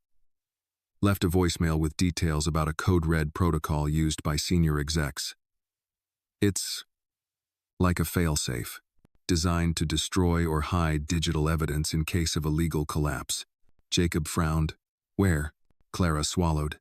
"Basement level. Server room. It's not listed on any map." Maya didn't hesitate. "We go tonight. Quietly. Just us." At 11:46 p.m., the building was nearly silent. Maya, Jacob, and Clara moved through the back stairwell, avoiding cameras and motion sensors Clara had temporarily disabled. The basement smelled of metal and dust, untouched by daily life above. Behind a rusted utility door marked, "Electrical, authorized only," they found it. A second door, coded keypad, no label. Clara worked in silence, her tablet wired into the panel. "Almost there," she whispered. Then click. The door eased open. Inside, servers hummed quietly. No lights except the blinking rhythm of data. In the far corner, a locked glass cabinet held 3 black boxes, each labeled with barcodes. Clara approached and scanned the barcodes. Encrypted storage, external uplink capabilities, These are private data caches. Jacob opened one. Careful. Inside, USBs, files, hard drives, all unmarked. This is it, Maya whispered. The rot. All of it. Suddenly, footsteps echoed in the hall outside. 3 sets. Heavy, unhurried. Jacob shut the cabinet, and Clara cut the lights. They backed into the shadows just as the door creaked open. Flashlights flickered. 2 men, 1 woman. Security, but not the usual team. Private, unbadged. Check the cabinet, one barked. Another stepped forward, reached. Maya stepped out, gunmetal flashlight in her hand, shining directly in their faces. Step away, now. The 3 froze. You have no authorization to be here, the woman hissed. And you do? Maya countered. I'm head of internal risk and ethics. You? The woman faltered. One of the men reached for his earpiece. Don't, Jacob warned, stepping into the light beside Maya. This room is under direct investigation. You touch anything, and you'll be interfering with federal compliance. The 3 hesitated, then retreated slowly, not saying a word. Maya didn't lower her flashlight until the door closed again. Clara exhaled. They were going to wipe it. Maya nodded. Not on my watch. By morning, the contents of the secret server room were in federal custody. The FBI launched an official investigation, citing potential conspiracy to obstruct corporate accountability. Jacob briefed the board personally. 3 members resigned before noon. But the real moment came hours later, when Maya stood before the entire staff, hundreds of employees packed into the auditorium. Thousands more watching via live stream. She stepped up to the podium and looked out. I know many of you have been afraid, she said, her voice soft but unwavering. Afraid of speaking, of acting, of simply being seen. She paused. You're not alone. You were never alone. And the silence that once protected power no longer holds dominion here. Applause swelled. But Maya raised her hand, gently. There will be more to uncover. More reckoning. But I promise you this, no truth will be buried again. Not on my watch. And this time, when the applause came, it wasn't just loud. It was united. That evening, as the sun dipped below the skyline, Maya stood in her apartment window with Leah perched on her hip. Did you win, Mommy? Leah asked. Maya kissed her daughter's temple, eyes glistening. We're still winning, she whispered. Every day. Outside, the city lights flickered on. But inside, something brighter burned. Justice, and the fire that no threat could extinguish. The courtroom was colder than Maya expected. Not in temperature, but in atmosphere. Marble walls, steel fixtures, no warmth, just precision. A space built not for comfort, but for consequence. She sat near the front, watching as the clerk read the charges aloud. Lawrence Keaton sat across the room, his once confident jaw tight, his suit impeccable but stiff like armor that no longer fit. Conspiracy to obstruct justice. Evidence tampering. Harassment. A list of charges longer than the resume that had once opened every door for him. Jacob sat beside her. Not as a CEO, not as a man who had once looked down from the highest office, but as a witness. A friend. A quiet soldier who chose the right side of history when it mattered. The trial wouldn't end today. But the first hearing had begun, and for Maya, that was everything. Outside the courthouse, reporters gathered like wind around glass, cameras ready, microphones extended. But today, Maya didn't speak. She didn't need to. The documents, the footage, the testimonies, they spoke louder than she ever could. Back at Reed and Whitman, the change was visible. The lobby no longer echoed with silent tension. Employees walked with heads higher. Conversations were open, not hushed. Transparency wasn't just policy, it was practice. Maya passed the glass boardroom where once she'd been humiliated. Now it bore a plaque. The William Room in honor of those who speak. She had argued against it, initially. But Jacob insisted. It's not a monument, he'd said. It's a reminder. Clara greeted her at her office with a smile and a file folder. Whistleblower policy revisions, she said. New hotline launches next week. Also, Angela Hughes is requesting one final interview. Maya raised an eyebrow. Final? She says it's for the closing arc, the after. Maya considered it, then nodded. Tell her I'll do it, on one condition. What's that? She interviews the survivors. Not just me. Clara smiled wider. Already suggested it. She said yes. That evening, Maya stopped by Aunt June's brownstone with Leah. The familiar scent of cinnamon and old gospel records drifted through the open windows. Inside, June sat on the porch in her worn floral dress, rocking gently, knitting needles clicking in rhythm with the past. I saw the news, June said without looking up. You made quite the storm. Maya smiled, handing her a thermos of tea. And I'm still mopping up the flood. June chuckled, eyes twinkling. Good. World needed a bit of shaking. Leah ran barefoot through the yard, chasing fireflies, her laughter light as wind chimes. Maya leaned against the porch railing, watching her. She won't remember most of this, she murmured. No, June said. But she'll grow up, knowing her mama never backed down. That's what she'll carry. Silence stretched, soft and sacred. Were you ever scared? Maya asked. June finally looked up. Of course, but scared's not the same as stopped. Maya nodded, swallowing the lump rising in her throat. Weeks passed. Keaton's empire crumbled, property sold, shares seized. A ripple effect moved through the corporate world, new protocols, stronger protections, whispered fears that perhaps this time, consequences weren't optional. Angela Hughes released her final piece, The Woman Who Lit the Match. But she didn't write it as a biography. She wrote it as a movement, and Maya, she didn't fade into the background. But she didn't seek the spotlight, either. She returned to her work, her daughter, her peace. One morning, Clara walked into her office holding a sleek, cream-colored envelope. Maya opened it carefully. An award nomination, the Roosevelt Integrity Prize recognizing individuals who have shifted culture with courage. She blinked. Once. Then twice. Jacob leaned against her doorframe, smiling. Told you they'd come knocking. Oh, I didn't do this for medals, she said. I know, he replied. But that's why you deserve it. The ceremony was held in Washington, D.C. An ornate hall. A stage flanked by flags. Maya didn't invite press. Just June, Clara, Jacob, and Leah, who wore a tiny blazer and clapped louder than anyone in the room. When Maya took the stage, she didn't read from a speech. She spoke from memory. I was taught growing up that justice was slow, that it crept, that it waited for permission. But I don't believe that anymore. She looked out over the sea of faces. Justice moves when people move. When we speak. When we act. And when we refuse to be quiet just because it's easier. She paused. I didn't ask for this fight. But I won't apologize for finishing it. Thunderous applause followed. But the real reward came later. When a young woman approached her quietly. Hands shaking. You don't know me, she whispered. But I was. One of them. I saw what he did. I didn't say anything. Until your story.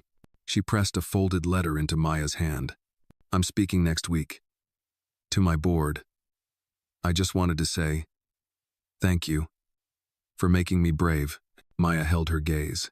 No, she said softly. You were already brave. I just reminded you. That night, back in her hotel room, Maya stood at the window, looking out at the Capitol lights. Leah slept curled beside June on the couch. Jacob was on the balcony, talking softly on the phone. And Maya? She was quiet, not because she was done, but because for the first time in a long time there was nothing chasing her. The storm had passed, and in its place, a stillness she could finally trust. She walked to Leah, brushed a braid from her daughter's forehead, and whispered, We made it. Then, as the city breathed around her, she sat down, pulled her notebook close, and began writing. Not a confession, not a warning, but the beginning of something new, a future shaped by truth, built on ashes, and lit with the fire of every woman who refused to be erased. This story reminds us that courage doesn't always roar, it often whispers in the quiet choices we make each day. Maya's journey teaches us that standing up against injustice isn't about being fearless. It's about refusing to let fear silence what's right. It shows that truth, no matter how deeply buried, has the power to rise, and when it does, it can change not only policies but people. Most of all, it reminds us that justice is not a gift handed down by the powerful, but a right earned and defended by those brave enough to speak when it matters most.